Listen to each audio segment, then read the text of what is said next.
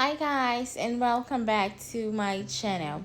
Okay, so are you a new cake decorator, or you've been baking for a while, you just don't know how to work with fondant, and fondant decoration seems so daunting? It feels like you could never get it right and it seems so complicated.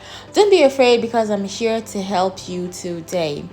Okay, so most new cake decorators or most new cake bakers are always so confused about where to start from, what to do, especially when attempting fondant cake for the very first time.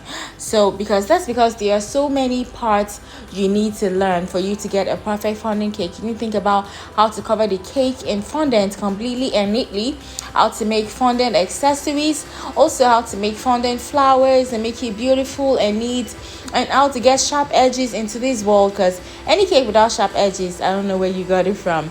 Okay, so today I'm going to be giving you a few tips that can help your fondant journey go even a little bit better today. Okay, so I hope these my tips helps you, and I'm going to bring you 9 of them today.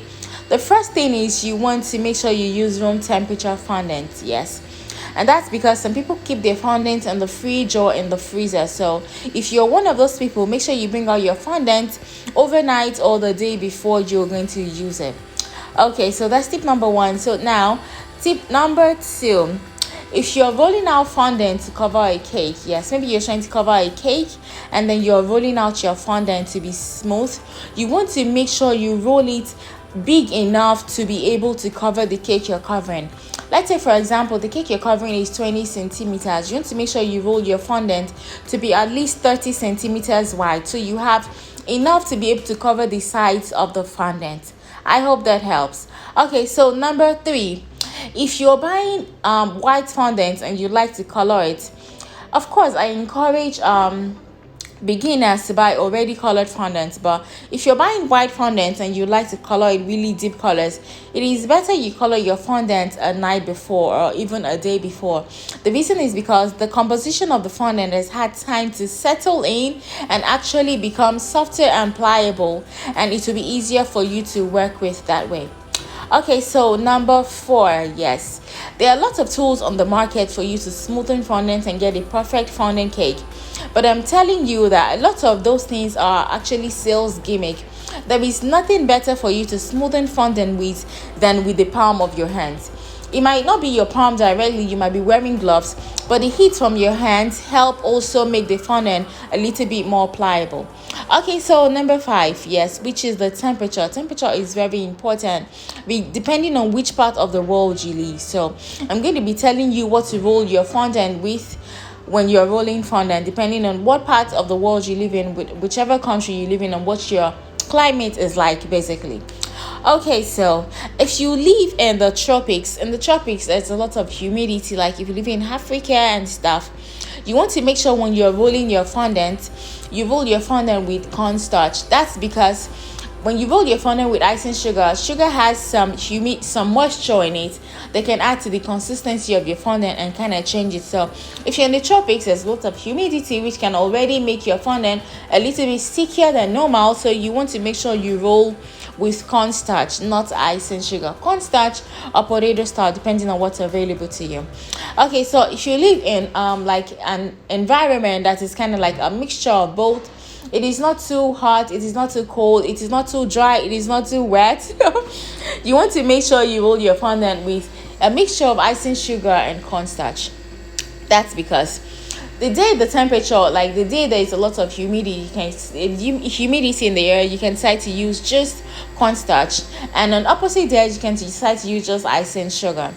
Okay, so if you live in arid regions where like the air is basically dry, like in the desert and stuff, make sure when you're rolling your fondant you don't roll with just cornstarch, because it makes your fondant drier. So you roll with just icing sugar. It adds a little bit more moisture to your fondant and makes it easier for you to work with. I hope I'm not blabbing and this helps you. Okay, so the next step is for you to be able to have like a smooth surface before you cover your fondant. A lot of beginners think when you cover a cake in fondant, it kind of covers the imperfections, but the opposite is the case, because if you don't have a good base, which means if your base is buttercream, if you're going to be crumb coating in buttercream or in ganache, you want to have a good smooth base Otherwise, when you cover in fondant, your fondant is just going to accentuate the fault in your cake and show everybody the bumps and the gaps, and that is not what you want. Okay, so the next step is for you to wrap your remnant fondant in cling film. So if you've already covered your cake and you have some fondant remaining, you want to make sure you don't just leave it in a container and cover it. You want to make sure you wrap it completely in cling film first before leaving it in a container. That way it keeps even better, and that way you can use it next time, so you're not wasting fondant and you can easily economize and make more profit. Okay, so the next step is for you to practice, guys. Practice on cake dummies. If you don't have a lot of experience working with fondant, don't be afraid. Just buy some cake dummies and practice. Practice how to cover, practice how to make patterns on it. Practice. Like, you can't over practice. In your free time, try to practice as much as possible on cake dummies. Okay, so number 9, make sure you buy the correct tools. There are lots of tools on the market. Yes, like I said, a lot of them are sales gimmick actually. So if you like to see most of the tools that I use for my fondant and cream decorations, and you like to buy some of them, I have the link in the description box below, so you can check out some of them that might be useful to you that you'd like to buy. So make sure you get the right tools. Number 10, and the final one, is patience, guys. Patience. I can't say it enough, because you need to be patient. These things take time to learn. I've been decorating cakes for about 8 years now, and like, I'm not still perfect in it, especially when it comes to fondant cakes.